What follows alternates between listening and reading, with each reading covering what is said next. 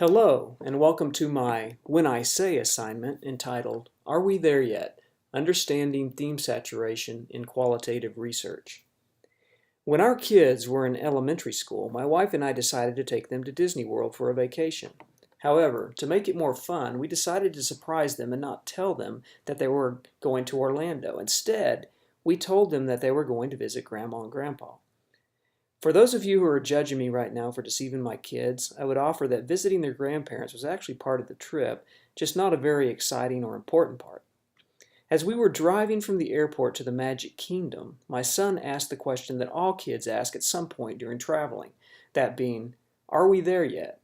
Which I remember thinking was ironic since he didn't actually know where he was going anyway.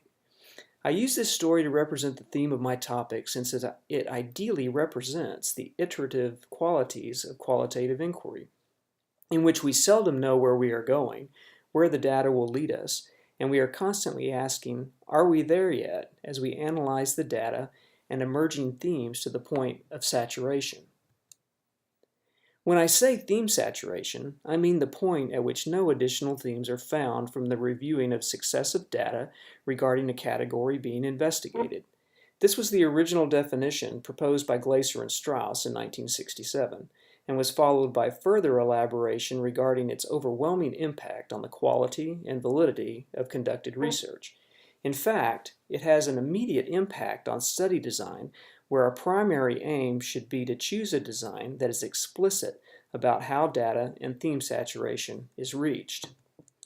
According to these guidelines, data saturation is reached when there is enough information to replicate the study, when the ability to obtain no new additional information has been attained, and when further coding is no longer feasible. In qualitative research, this is the point when additional sampling is no longer necessary. Themes are saturated, and the addition of new data has become redundant. Therefore, additional terminology such as redundancy or saturation sampling has been used to describe this concept, which effectively determines the sample size of the study. As described by Lincoln and Guba, this is considered purposeful sampling that determines the size of the sample and is determined by informational considerations.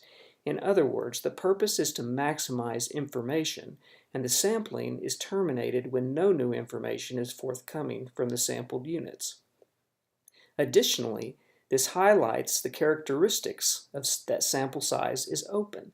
It reinforces the emergent nature of qualitative inquiry and supports the assumption that data collection and analysis go hand in hand.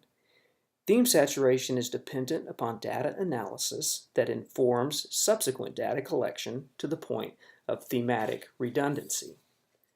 Although the goal to achieve theme saturation has been clearly defined and justified to establish adequate sample size, the actual process employed to achieve it is not as clear, and as reported by Ando et al., is hardly ever described in current study reports.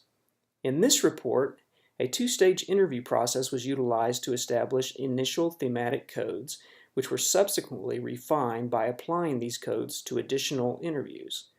Through this coding process, it was demonstrated that 12 interviews provided all the themes and 92.2% of the thematic codes, concluding that 12 should be a sufficient sample size in most situations.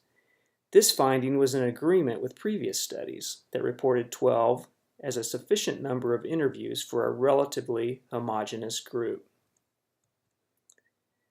Since sample size can substantially affect the length of the study as well as the overall cost of continued data collection, there is a measurable benefit to identifying the point when theme and resultant sample saturation is achieved.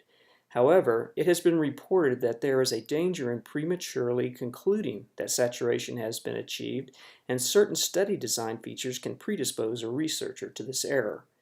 As reported by the Robert Wood Johnson Foundation in 2008, this can occur more readily if sampling is too narrow, one's analytical perspective is skewed or limited, the method employed is not resulting in rich, in-depth information, or if the researcher is unable to get beyond the surface of status quo with respondents.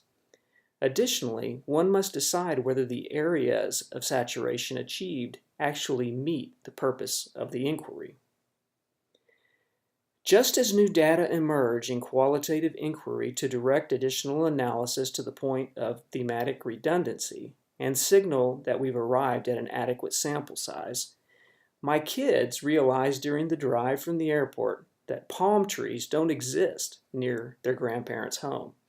But Disney World is saturated with them, and they realized we were there.